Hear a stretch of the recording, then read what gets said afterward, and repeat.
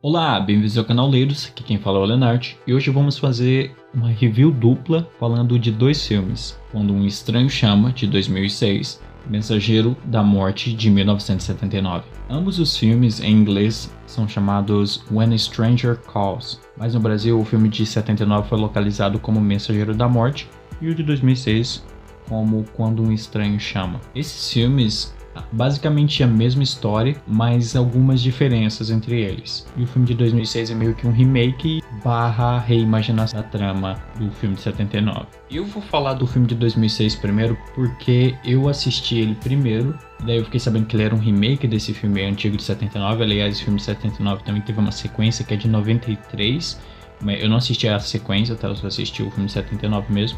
Então vou tentar fazer essa comparação entre os filmes, falar o que eu acho deles.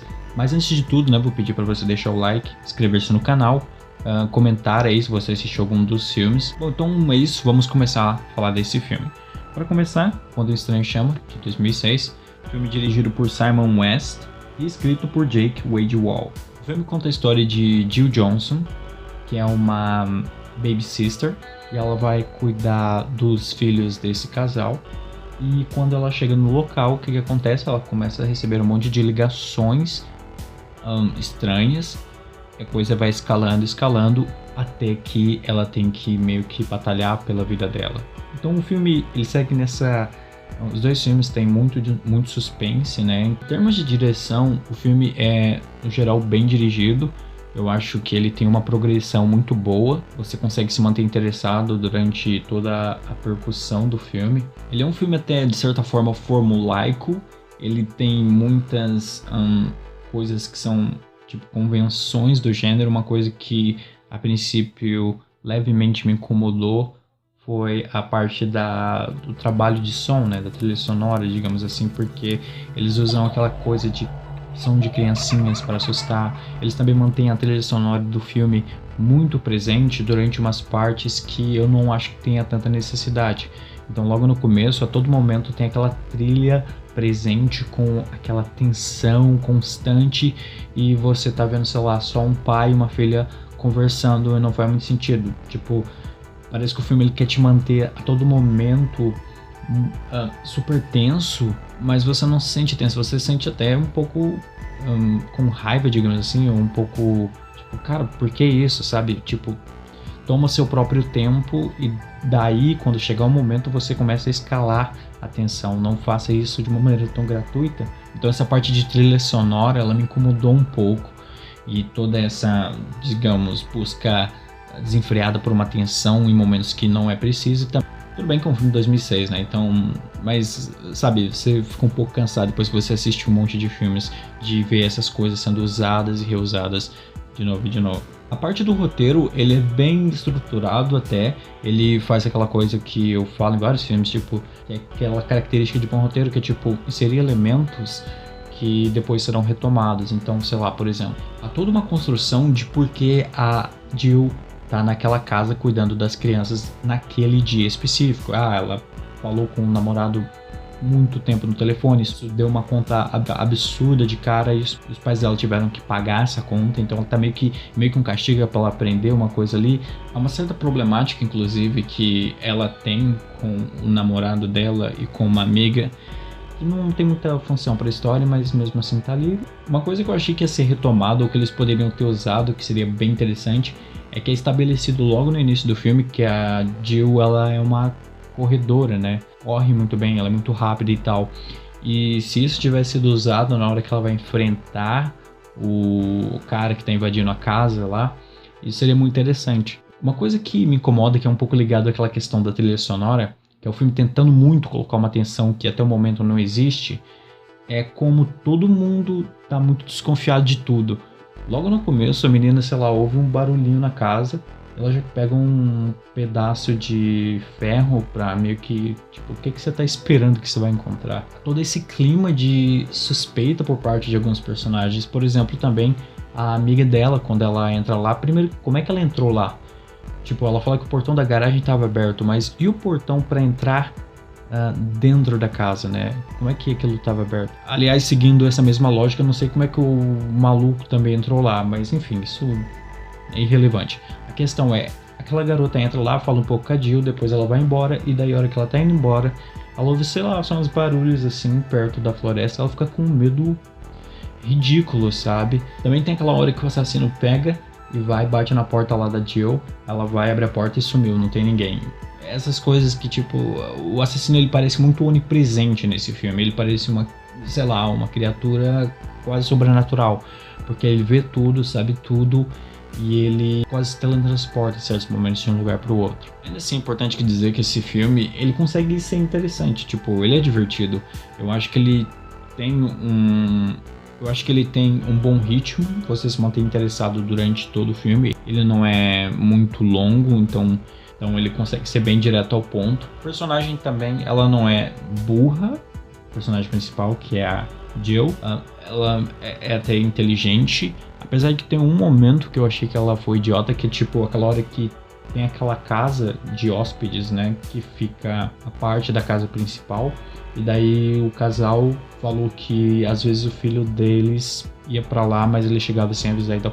Isso é muito interessante também. Em vários momentos eles constroem de uma maneira muito natural detalhes relevantes para a história, falando sobre o filho e esse tipo de coisa. Então é um diálogo feito até de uma maneira inteligente, não me pareceu tão expositivo, não me pareceu tipo tão falso, porque eles têm que comunicar certas coisas pro espectador e às vezes isso pode ficar falso, não me pareceu falso aquilo.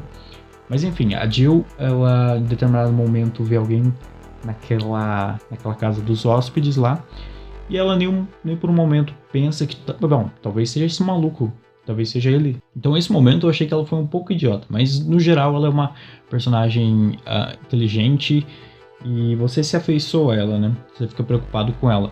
Em termos de atuação também tá todo mundo bem, principalmente aqui as pessoas que chamam mais atenção na trama é a personagem da Camille Bell, que inclusive é brasileira. Eu descobri isso enquanto eu estava pesquisando sobre o filme. A mãe dela é brasileira, 100%, e ela inclusive, a Camille Bell, ela fala português com sotaque, ela cresceu em Los Angeles, nasceu lá, sei lá. Mas enfim, ela é brasileira. Tem até uma matéria no Fantástico aí, dá uma procurada que tu acha. Bom, enfim, todo mundo bem, atuações boas.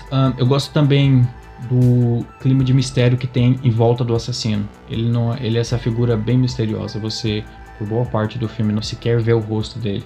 Então, eu acho bem interessante toda essa aura de mistério.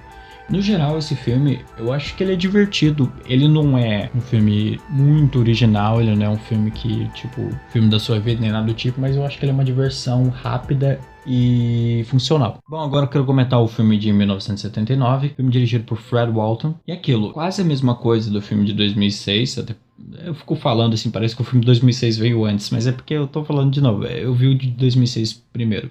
Então agora eu vou comparar com o 2006, porque eu já falei dele. Então, mas para fins de sinopse, a Jill Johnson vai cuidar dos filhos desse casal e daí ela começa a receber um monte de ligações e ela vai ter que sobreviver a isso, mas não é somente isso, porque o filme ele se divide em quase 3 partes.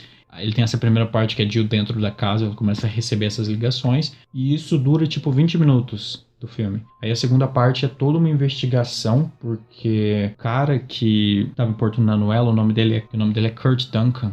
Ele é preso, mas ele é enviado para uma instituição psiquiátrica.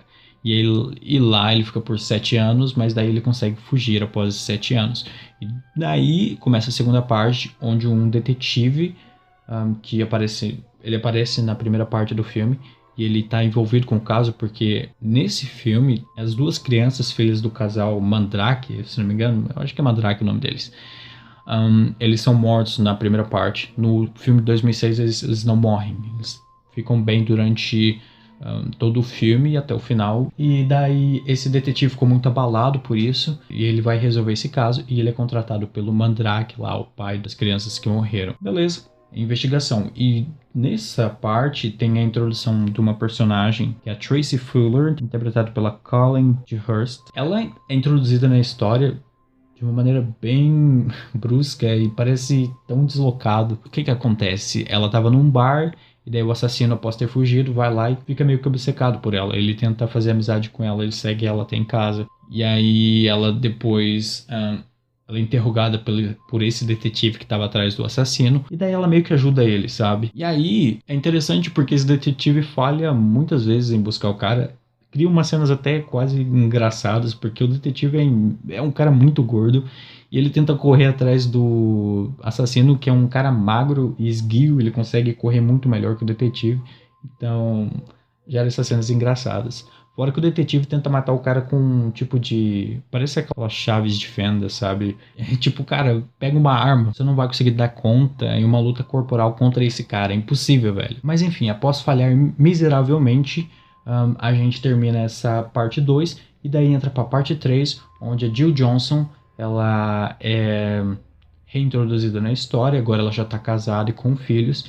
E o assassino, após ler uma notícia no jornal sobre ela, começa a ir atrás dela de novo. É isso aí, basicamente a história eu contei bem aberta ela, porque, tipo, é um filme de 79, né, brothers? Então, spoilers livre. Eu acho que o começo desse filme ele é muito funcional. Eu acho que até pode ser considerado mais funcional que o filme de 2006. A forma como ele usa a trilha sonora, que é uma coisa que eu reclamei no filme de 2006, aqui é muito bem usada.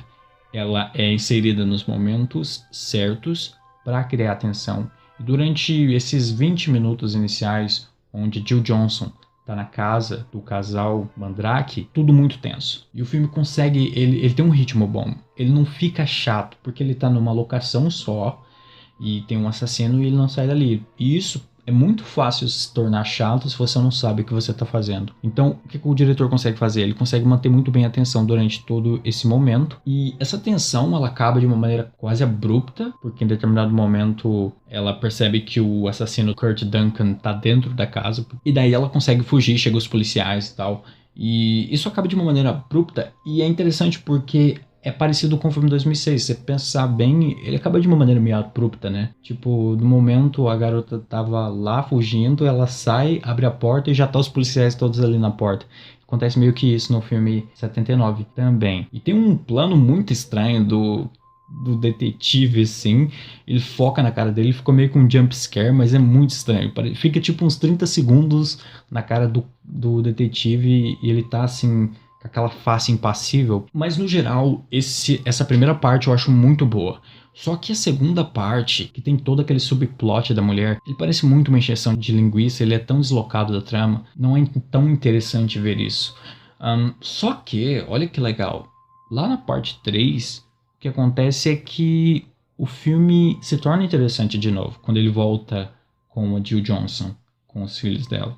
Tem uns momentos de tensão, e tem uns momentos assim que você fica realmente assustado, sabe? Acho que o grande problema é você passar por essa grande barriga no meio. Eu sei lá, eu acho que essa primeira parte tem 20 minutos, a segunda parte tem uns 50, quase uma hora, e a parte 3 tem uns 10 minutos. Eu até vi que tem uma versão editada no YouTube, que é o seguinte: When a Stranger Calls Short Version. É uma versão curta desse filme, onde eles tiram todo aquele subplot. O incrível é, o cara tirou, tipo, uma boa parte daquela injeção de linguiça e não fez diferença para a história. Você consegue entender perfeitamente.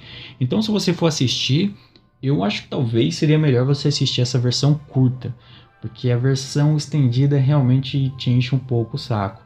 Eu acho que o filme, ele vale a pena no sentido de, se você quiser ver a parte 1 e a parte 3. Eu acho que essas partes são relativamente boas. Mas enfim, aquele meio realmente prejudica.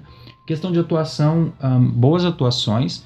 Existem pessoas aqui com vozes estranhas. Por exemplo, a Tracy é uma mulher fumante e ela tem uma voz muito grossa, cara. Se você falasse com ela no telefone, você diria que era um homem, sabe? E também a Jill Johnson, ela tem uma voz meio estranha, ela fala de uma maneira meio esquisita. Mas, enfim, isso não tem muita relevância, né? A questão é, esse filme, ele é interessante. Ele tem uns bons momentos de tensão. Cara, uns bons momentos de tensão que ganha de certos filmes atuais, mas ele tem essa barriga que realmente prejudica a experiência. E assim, né, um daqueles filmes que vira cult e tal, é clássico do terror, e eu acho que ele tem seus méritos, se a gente considerar o tempo, se a gente considerar a técnica que foi utilizada ali, que em certos momentos é realmente muito precisa. Mas eu, pessoalmente, acho o filme 2006 mais divertido. Apesar de ser formulaico, apesar de ser um pouco genérico, de ter os seus probleminhas, eu acho que você consegue realmente ficar interessado e se divertir assistindo esse filme. Já o de 1979, em algum momento você vai ficar bem entediado. Bom, então é isso que eu tinha pra falar sobre esse filme, tá? Se você conhece algum deles, se você assistiu algum deles, deixa aí no comentário. E é isso por esse vídeo, nos vemos no próximo e tchau!